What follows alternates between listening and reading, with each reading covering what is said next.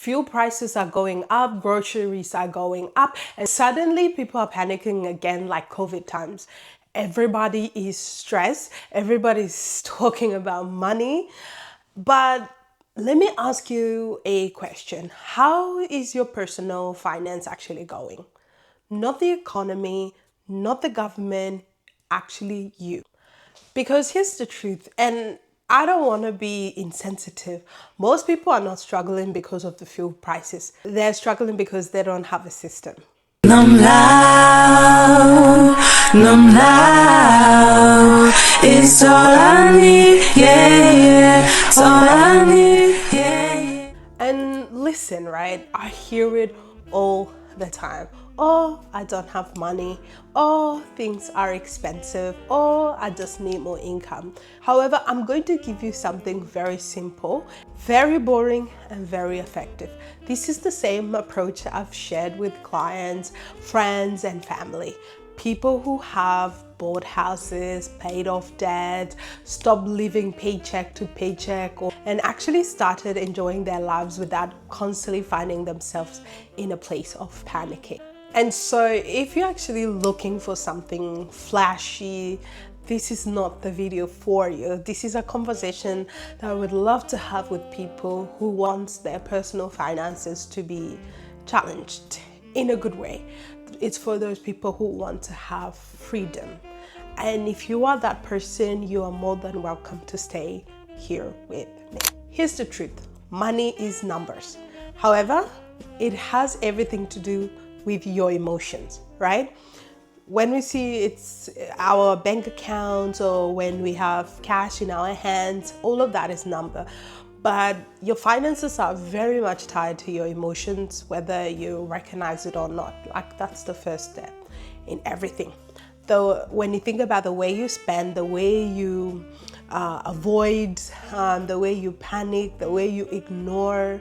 So before we even start talking about strategy and things like that, you need to ask yourself, what is my emotional relationship with money? Because if you don't address that, no system will work. Now here's the structure, right? I use the barefoot style method with a small twist, right? Some people use different one. You don't have to use this particular one, but this one is the easiest for me because genuinely speaking, I don't like numbers and I feel like this makes my life really, really easy. So think of your income in a bucket, right? Like 100%. Right, so whatever your payment is, say it's $2,000 a fortnight, that's the money that you get. Then you divide these ones into buckets, right? So number one, blow. So 60%, that money goes to your daily life, your fuel prices, your internet, rent, bills, all of that. That's your 60%, right? This is your survival and stability. Then you move on to the next one, which is splurge. Splurge is 10% of your income, right? So if we're looking at that in the numbers of say $2,000, that's about roughly 200, right? I'm not sure if it's 200, I better know my numbers. It's roughly around that. Correct me in the comment section.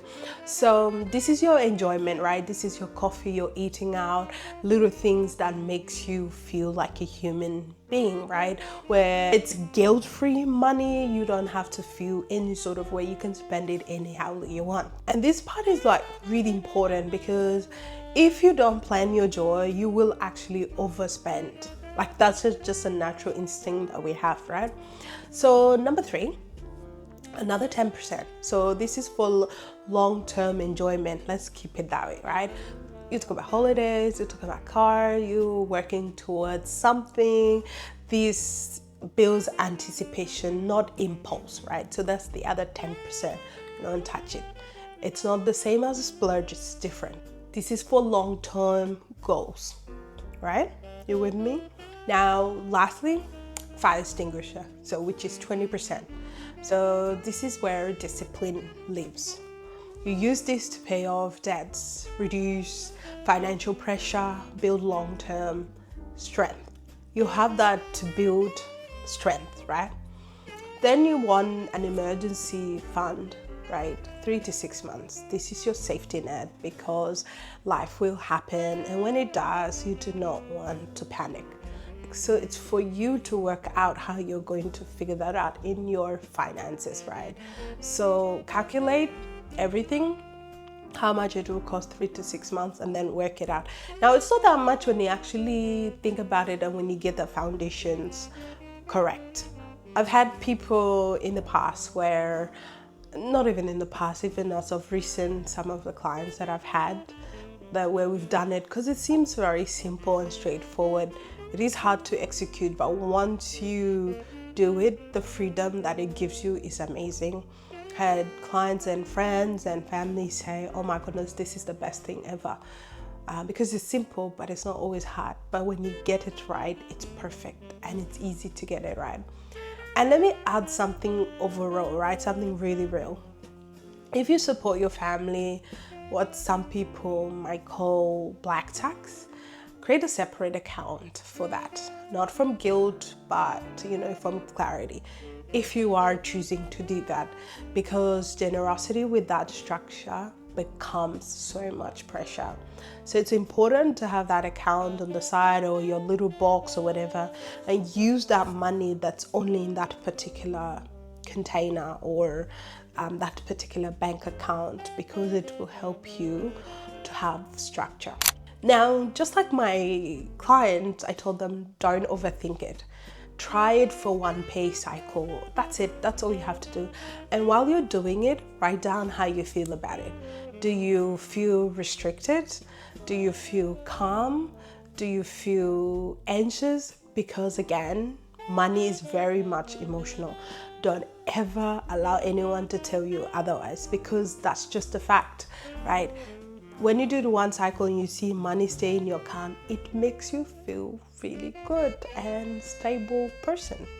Now, when we talk about money, here's the part that people don't like to hear. Act poor. Don't be poor, but actually act poor. Don't perform wealth. Don't puff up yourself, because the truth is many people are one emergency away from being unstable, and that's not fear, that's actually reality. Like, listen, the scriptures calls us to be good stewards for a reason, not to restrict you, but to free you, because discipline is not bondage. Discipline is actually freedom, and it is so important to look after your money. People will say live a little. However, what does that even actually mean? If living means stress, debt, and anxiety later, that's not freedom at all. Let me know in the comment section if anyone has made you feel or told you live a little. Kind of like feels like guilt. This is what freedom feels like when you build a system where you do not have to panic. Not loud, not flashy, but intentional and very, very calm. So the next time fuel prices goes up and everybody start panic again, you ask yourself, do I have a system or just emotions? Do I have a system or just emotions?